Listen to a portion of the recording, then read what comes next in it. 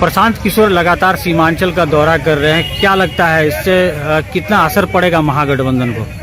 कहाँ दौरा कर रहे हैं? सीमांचल में लगातार दौरा कर रहे हैं, किशनगंज सब जगह दौरा कर रहे हैं। वो एक कंपनी चला रहे हैं, पार्टी नहीं चला रहे हैं। और कहीं ना कहीं ऐसा लगता है, प्रतीत होता है कि वो इनडायरेक्ट वे में भाजपा का ही काम कर रहे हैं। और जितना उनके पास संसाधन है, ऐसा देख के लगता है कोई बड़े पूंजीपति का हाथ है। और देश के अंदर अगर पूंजीपति को कोई चला रहा है तो उस पार्टी का नाम है भारतीय जनता पार्टी।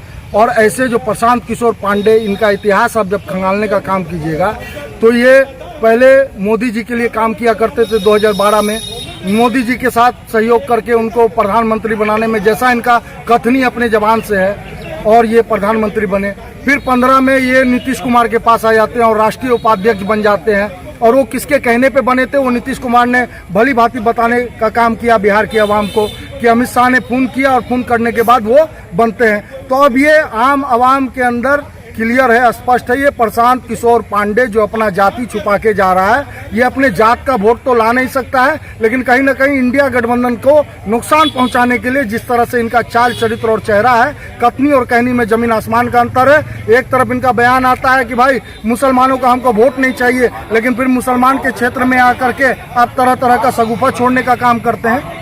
तो ऐसे है प्रशांत किशोर का कहना है कि अगर उनकी सरकार बनती है तो शराबबंदी को आधा घंटा में समाप्त कर देंगे, क्या लगता है? चमड़ा का मुंह है, कोई भी कुछ ही बोल सकता है। इतना आसान कोई चीज है क्या? आधा घंटा क्या होता है? 30 मिनट। 30 मिनट में आप सिस्टम बदल दीजिएगा। बोलने का बात है, बोलने दीजिए, ऐसा कोई मसला नहीं है। यहाँ विधानसभा चुनाव में कितना उनका असर पड़ेगा? कोई असर नहीं पड़ने वाला। नया आए हैं, अभी आए हैं, देखने दीजिए।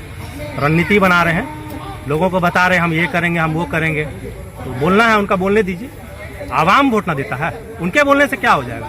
वो तो बोल रहे हैं, वोट तो आवाम देगा ना। आवाम देख रहा है कि हमको क्या करना है, हमको किसका सरकार बनाना है, किसको चुनने से हमको क्या फायदा, किसको चुनने से क्या नुकसान है। आवाम खुद भली भांति जानता है।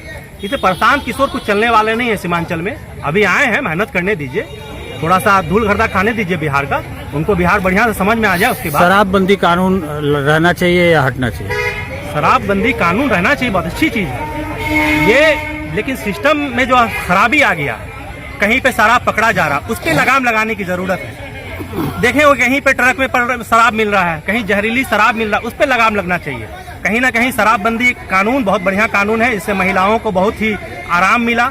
उनके जो हस्बैंड जो कमाते थे 500 रुपया शराब में उड़ा देते थे, उन सब चीज से उनको निजात मिला है। लेकिन ये सब चीज जो है सिस्टम ठीक हो जाना चाहिए मेरे ख्याल से। प्रशांत किशोर लगातार महागठबंधन के नेताओं पर निशाना साधते हैं, क्या लगता है कि कितना असर पड़ेगा विधानसभा चुनाव में इस इलाके में?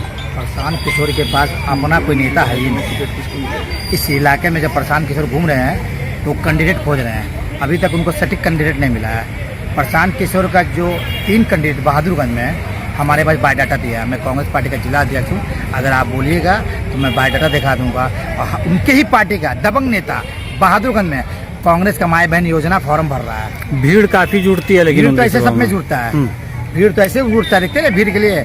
भीड़ ऐसे प्रशांत के जोड़ दे, वो आए अपने शहर में कुछ न कुछ MLC, किसी विधायक, किसी नेता के साथ एक छोटा सा लिफाफा बोल दिए, छोटा सा पुड़िया छोड़ दिए। उनका काम है कुछ बोल के हाईलाइट होना।